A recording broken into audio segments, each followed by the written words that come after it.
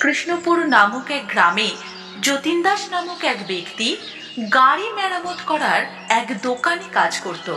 গ্রামের একমাত্র মেকানিক হওয়ার কারণে তার দায়িত্ব ছিল অনেক বেশি, কিন্তু এই কাজটা করতে তার খুব একটা ভালো লাগতো না। সে খুব অল্প সময়ের মধ্যে গ্রামের সব থেকে ধনী ব্যক্তি রূপে পরিচিত হতে চাইতো। এই জন্য যতীন দাস প্রতিদিন লটারির টিকিট কাটত।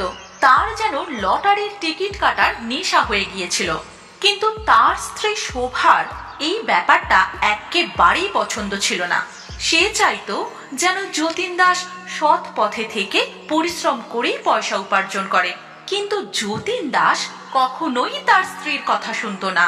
একদিন যতীন কিছু লটারির টিকিট কেটে বাড়ি ফেরে, আর সেটা দেখে তার স্ত্রী শোভা বলে, ফেরা হলো বাড়ি, সমস্ত টাকা লটারির পেছনে উড়িয়ে দিয়ে তুমি বুঝতে পারছো না কেন এতে কারোর কখনো ভালো হয় না?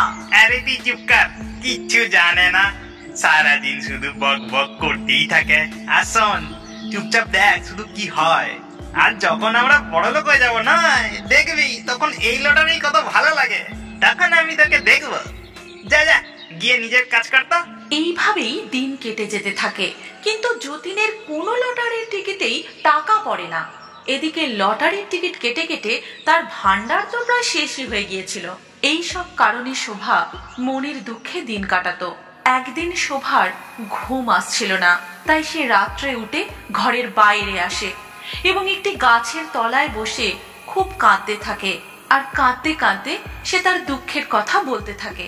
কি জানি ও কবে বুঝবে যে এই লটারি আমাদের জীবনে কত বড় সর্বনাশ ডেকে নিয়ে আসছে। সবকিছু শেষ করেই ছাড়বে। কোথায় যাব, কার কাছে যাব, কে আমাকে সাহায্য করবে? শোভার এই সকল দুঃখের কথা গাছে বসে থাকা এক পেতনি শুনতে পায়। সেই পেতনিটা খুবই দয়ালু ছিল।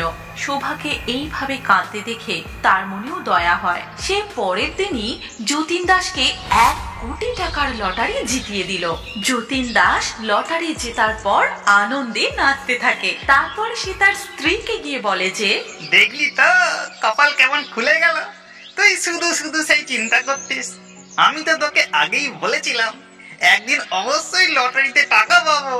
ঠিক আছে ঠিক আছে, টাকা ঘরে এসেছে, ঠিকঠাক বুঝে খরচ করো। আর কিছু ভবিষ্যতের জন্য জমিয়ে রাখাটাই বুদ্ধিমানের কাজ হবে। এই তুমি চুপ করো তো, তোমার কথা মতো চললে আমার জীবনটা তো এইরকমই থেকে যাবে। আর তুমি শোনো, এই পয়সা দিয়ে নয়, আমি শুধুই বড়লোকি চাল দেখাবো, দেখো তুমি।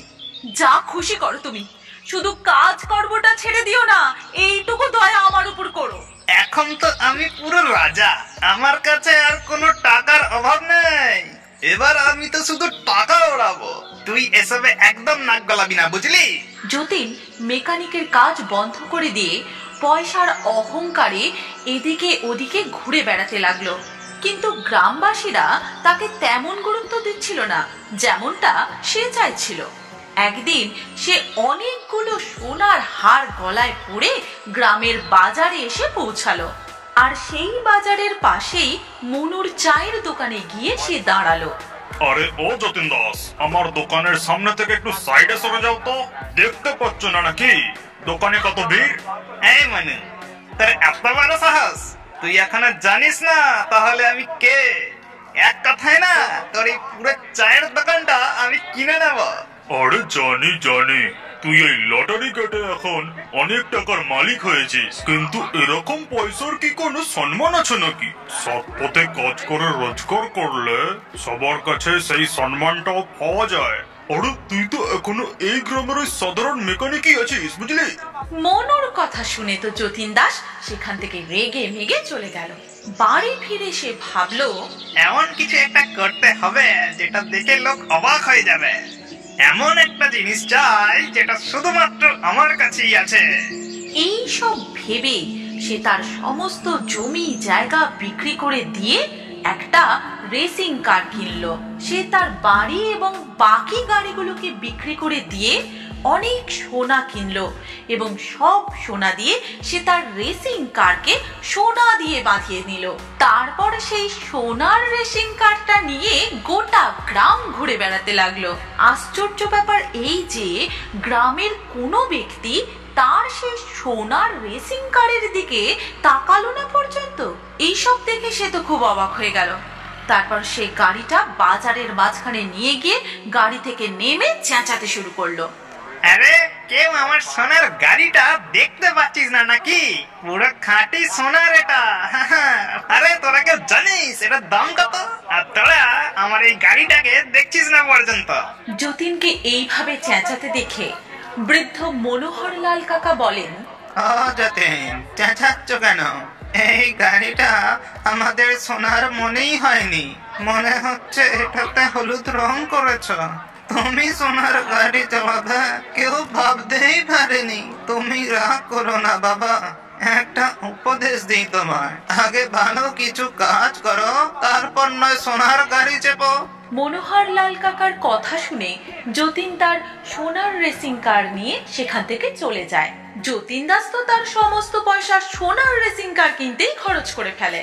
তারা আবারও একটা মাটির বাড়িতে থাকতে শুরু করে। আর শোভা এই কারণে খুব মন খারাপ করতে থাকে। সেদিন সে বসে কাঁদছিল, আর তখন তার সামনে প্রকট হয় সেই পেতনি। তোর বরকে আমি শিক্ষা দেব, ওর গাড়িকে আমি ভুতুড়ে সোনার রেসিং কার করে দেব, তুই শুধু দেখতে থাক কি হয়।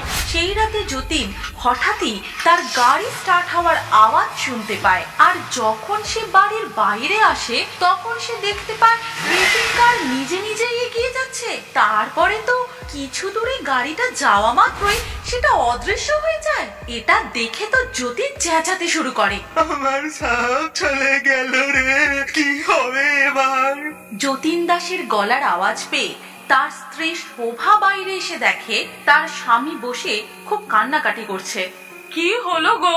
আমার সোনার রেসিং গাড়িটা কোথায় উধাও হয়ে গেল, আমি বরবাদ হয়ে গেলাম। ভালোই হয়েছে, এবার নিজের কাজের দিকে মন দাও, অনেক হলো এইসব। যতীন শোভার কোনো কথারই উত্তর দিল না, শুধুই কাঁদতে থাকলো। পরের দিন থেকে চুপচাপ সে তার নিজের দোকানে গিয়ে পুনরায় নিজের কাজ করতে শুরু করলো। এদিকে পেতনি কিন্তু শোভাকে লটারির সমস্ত টাকা ফিরিয়ে দিয়ে বলল, তুই খুবই ভালো, খুবই পরিশ্রমী, নিজের বরকে ভালো করে বোঝা, এই সব টাকা আজ থেকে তোর, আমি তোকে দিচ্ছি। নিজের ভালো থাকার সাথে সাথে গরিব লোকেদেরও সাহায্য করবি, আমি তোকে সব সময় সাহায্য করব, কিন্তু মনে রাখিস নিজের বরকে এই কথা বলবি না, এই ভুতুড়ে সোনার রেসিং কারের কথাটা গোপনই রাখবি। পেতনির কথা শুনে শোভা আবেগপূর্ণ হয়ে পেতনিকে প্রণাম করে। তারপর পেতনিকে সে বলে, জীবনে প্রথমবার কেউ আমাকে এত দয়া করলো, সারাটা জীবন কৃতজ্ঞ থাকবো তোমার কাছে। ও কোনোদিনও জানতে পারবে না যে এই সমস্ত টাকা ওরই লটারির। পরের দিন শোভা যতীনকে সেই সব টাকা দেখায় আর বলে যে আমার এক পাতানো বোন নিজের জমি জায়গা বিক্রি করে সন্ন্যাস নিয়ে নিয়েছে, তার সব টাকা আমাকে দিয়ে দিয়েছে। তুমি তোমার রেসিং কারের দুঃখে এত মগ্ন ছিলে যে কিচ্ছু টের পাওনি। দিদি তো এসেছিল। সেই সব লটারির টাকা ফেরত পেয়ে যতীন দাসের চোখে জল এসে যায়। তারপর সে তার স্ত্রীকে বলে, কিছুদিন আগে আমার কাছেও এমন পয়সা ছিল, ওই সোনার গাড়িটা আমার ভুতুড়ে হয়ে গিয়ে সবকিছু হারালাম, এবার ভগবান তোমাকে দিয়েছে, সামলে রেখো। যা হয়েছে ভুলে যাও সবকিছু, চলো আবার নতুন করে শুরু করি। যতীন আর শোভা আবারও নতুন বাংলো বাড়ি গাড়ি কিনে ফেললো। তারা গ্রামের গরিব লোকেদেরও সাহায্য করতে শুরু করলো। তারপর গ্রামবাসীরাও শোভা এবং যতীন দাসকে সম্মান করতে শুরু করে এবং তারা সবাই আনন্দের সাথে বসবাস করতে থাকে। আমাদের গল্প এখানেই শেষ হলো। আপনার যদি আমাদের এই গল্প ভালো লাগে তাহলে এই ভিডিওটি লাইক অবশ্যই করুন। আর এখন আরো একটি মজাদার নতুন কার্টুন দেখার জন্য স্ক্রিনের উপর এই ভিডিওতে ক্লিক করুন আর আমাদের চ্যানেলটি তাড়াতাড়ি সাবস্ক্রাইব করে নিন।